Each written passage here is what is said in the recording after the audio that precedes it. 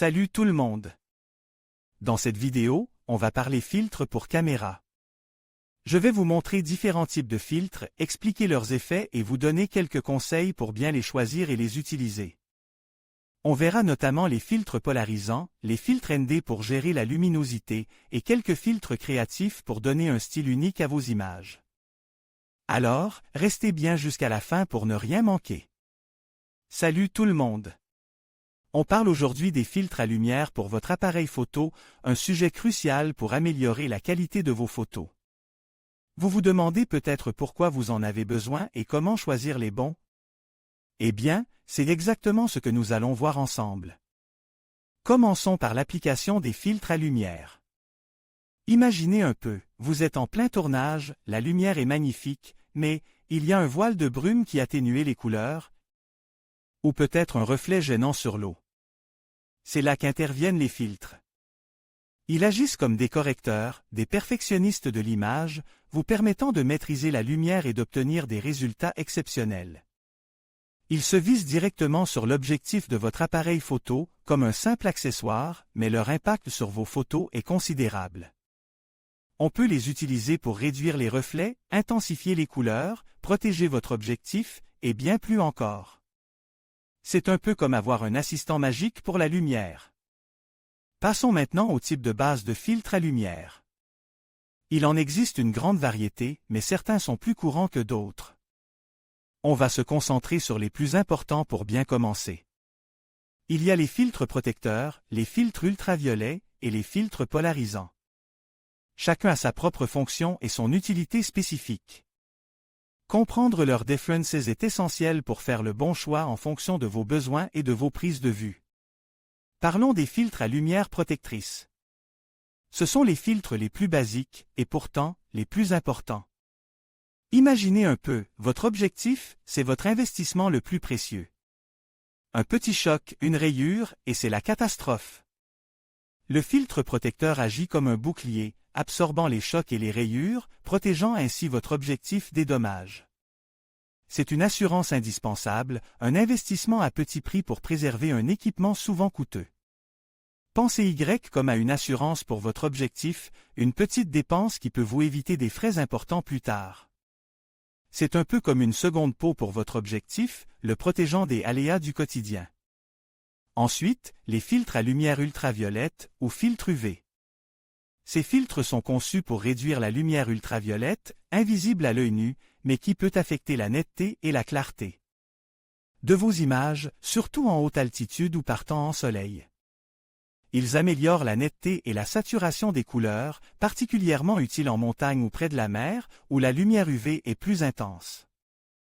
Ils sont souvent utilisés comme filtres protecteurs supplémentaires, offrant une double protection pour votre objectif. C'est un petit plus qui fait une grande différence dans la qualité de vos photos. Enfin, les filtres à lumière polarisante. Ce sont des filtres plus sophistiques, capables de réduire les reflets et d'améliorer la saturation des couleurs de manière spectaculaire. Ils fonctionnent en filtrant la lumière polarisée, ce qui signifie qu'il élimine les reflets non désirés sur les surfaces non métalliques comme l'eau ou le verre. Imaginez une photo de paysage avec un lac brillant, un filtre polarisant peut transformer cette surface réfléchissante en un miroir d'eau limpide, révélant les details sous la surface. C'est magique! Il existe deux types de filtres à lumière polarisante, les filtres polarisants linéaires et les filtres polarisants circulaires. La différence réside dans la façon dont ils polarisent la lumière. Les filtres polarisants circulaires sont généralement préférés pour les appareils photo réflexes numériques car ils fonctionnent correctement avec le système de mesure de l'exposition automatique. Les filtres polarisants linéaires, quant à eux, peuvent interférer avec certains systèmes de mesure, entraînant des problèmes d'exposition. Donc, pour la plupart des situations, optez pour le filtre polarisant circulaire. C'est un choix important pour obtenir des résultats professionnels. Salut tout le monde! On parle aujourd'hui de quelque chose qui peut vraiment transformer vos photos, les filtres pour votre appareil photo. On va explorer différents types de filtres et comment choisir celui qui vous convient le mieux. Commençons par les filtres infrarouges. Vous savez, ces filtres qui donnent cet aspect un peu onirique, presque surréaliste à vos images? Ils bloquent la plupart des longueurs d'onde visibles de la lumière, laissant passer principalement l'infrarouge. Le résultat? Des ciels incroyablement lumineux, une végétation presque phosphorescente et une ambiance générale très particulière. Il existe différents types de filtres infrarouges, certains laissant passer plus d'infrarouge que d'autres, ce qui influence le rendu final. L'intensité de l'effet dépend aussi de la sensibilité ISO de votre appareil photo et du temps d'exposition. Expérimenter est la clé. N'hésitez pas à tester différentes combinaisons pour trouver votre style. On peut obtenir des résultats vraiment spectaculaires, mais il faut bien comprendre comment ils fonctionnent pour maîtriser l'effet. Pensez à consulter des tutoriels en ligne pour vous familiariser avec les réglages spécifiques. Ensuite, parlons des filtres à dégrader.